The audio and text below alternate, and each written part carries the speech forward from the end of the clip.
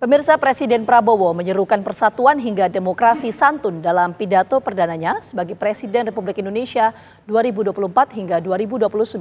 Presiden Prabowo juga mengajak rekonsiliasi bangsa Indonesia untuk menghadapi tantangan yang ada. Selain itu, Presiden Prabowo menegaskan bahwa Indonesia memilih jalan politik luar negeri bebas aktif non-blok, termasuk menyampaikan komitmennya untuk mendukung kemerdekaan Palestina. Saksikan selengkapnya dalam Benang Merah, Demokrasi dan Politik Bebas Aktif.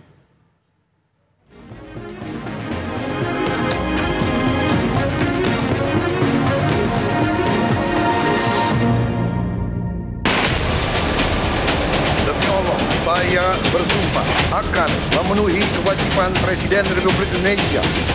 Prinsip kita adalah prinsip anti penjajahan. 1000 kawan selalu satu lawan terbaik.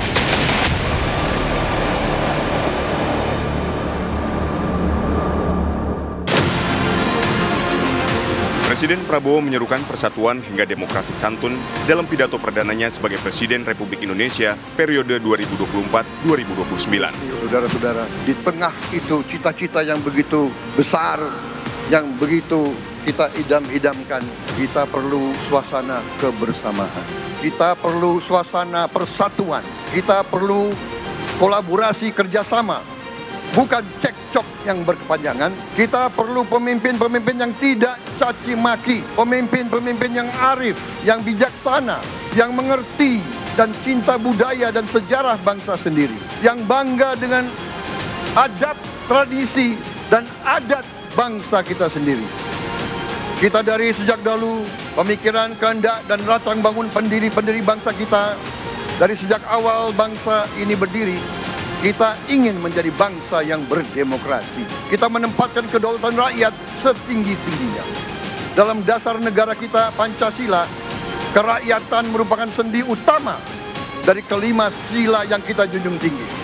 Kerakyatan yang dipimpin oleh hikmat kebijaksanaan dalam permusyawaratan perwakilan. Kita menghendaki kehidupan demokrasi, tapi marilah kita sadar bahwa demokrasi kita harus demokrasi yang khas untuk Indonesia. Demokrasi yang cocok untuk bangsa kita. Demokrasi yang berasal dari sejarah dan budaya kita. Demokrasi kita harus demokrasi yang santun. Demokrasi di mana berbeda pendapat harus tanpa permusuhan. Demokrasi di mana mengoreksi harus tanpa caci maki. Bertarung tanpa membenci. Bertanding tanpa berbuat curang. Demokrasi kita harus demokrasi yang menghindari kekerasan, yang menghindari adu domba, yang menghindari hasut-menghasut. Demokrasi kita harus demokrasi yang sejuk, demokrasi yang damai, demokrasi yang menghindari kemunafikan.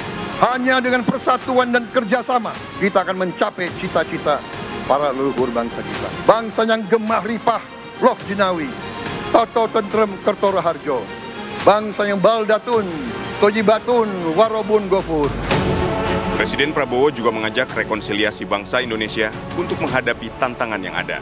Semua kekayaan kita harus sebesar-besarnya untuk kepentingan dan kemakmuran rakyat kita. Saudara-saudara, dalam sejarah politik hal ini mudah diucapkan, tidak mudah untuk kita capai. Tapi kita bisa capai kalau kita bersatu dan bekerja sama.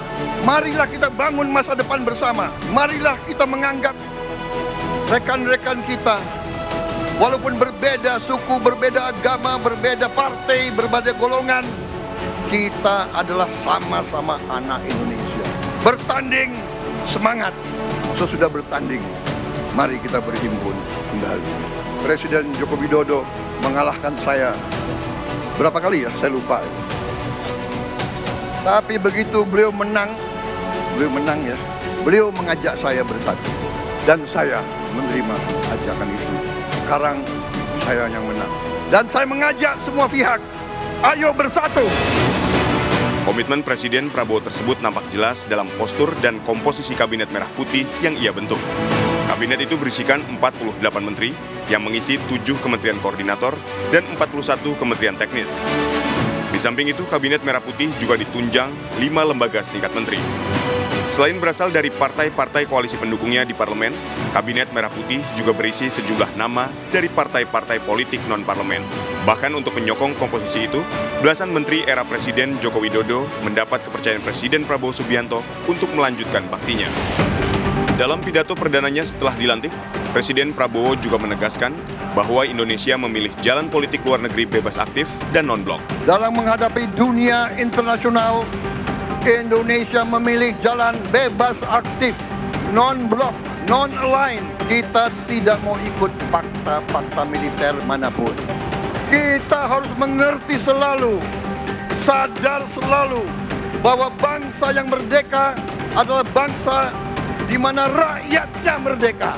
Rakyat harus bebas dari ketakutan, bebas dari kemiskinan, bebas dari kelaparan, bebas dari kebodohan, bebas dari penindasan, bebas dari penderitaan. Saudara-saudara sekalian, masih ada saudara-saudara kita usianya di atas 70 tahun masih menarik becak. Ini bukan ciri-ciri bangsa yang merdeka. Hanya kalau kita bisa wujudkan itu, kalau kita bisa wujudkan keadaan di mana rakyat kita sungguh-sungguh merasa dan menikmati kemerdekaan, baru boleh kita sungguh-sungguh puas dan bangga dengan prestasi Indonesia merdeka. Sebelum itu, marilah kita kerja keras. Marilah kita berjuang tanpa menyerah. Mari kita menghimpun dan menjaga semua kekayaan kita. Jangan mau kekayaan kita diambil murah oleh pihak-pihak lain. Presiden Prabowo juga menegaskan komitmennya untuk mendukung kemerdekaan segala bangsa, termasuk kemerdekaan Palestina. Kita memilih jalan bersahabat dengan semua negara. Sudah berkali-kali saya canangkan, Indonesia akan menjalankan politik luar negeri sebagai negara yang ingin menjadi tetangga yang baik. We want to be the good neighbor. Kita ingin menganut filosofi kuno, 1000 kawan terlalu sedikit, 1 lawan terlalu banyak. Saudara-saudara sekalian, dengan demikian kita ingin menjadi sahabat semua negara. Tapi kita punya prinsip. Prinsip kita adalah prinsip anti penjajahan. Karena kita pernah mengalami penjajahan, kita anti penindasan. Karena kita pernah ditindas, kita anti rasialisme, kita anti apartheid. Karena kita pernah mengalami apartheid. Waktu kita dijajah, bahkan kita digolongkan lebih rendah dari anjing. Banyak prasasti dan marmer, banyak papan-papan di mana disebut Honden and Inlander Verboden. Saya masih lihat prasasti di kolam renang Manggarai tahun 78. Honden and Inlander Verboden. Saudara-saudara, karena itu kita punya prinsip, kita harus solider. Kita harus membela rakyat-rakyat yang tertindas di dunia ini. Karena itu kita mendukung kemerdekaan rakyat Palestina. Pemerintah Presiden Joko Widodo sudah mengirim banyak bantuan. Hari ini kita punya tim medis yang bekerja di Gaza, di Rafah, dengan risiko yang sangat tinggi. Dokter-dokter kita, perawat-perawat kita sudah bekerja sama di Rafah, di Gaza bersama saudara-saudara kita dari Uni Emirat Arab. Dan kita pun siap untuk mengirim bantuan yang lebih banyak. Dan kita siap untuk evakuasi mereka-mereka yang luka dan anak-anak yang trauma dan korban. Kita siapkan semua rumah sakit tentara kita dan nanti rumah sakit lain untuk membantu saudara-saudara kita yang menjadi korban perang yang tidak adil. Komitmen politik luar negeri bebas aktif dan non-blok ini ditunjukkan Presiden Prabowo dengan melakukan sejumlah kunjungan ke luar negeri beberapa saat setelah ia dilantik menjadi Presiden Republik Indonesia.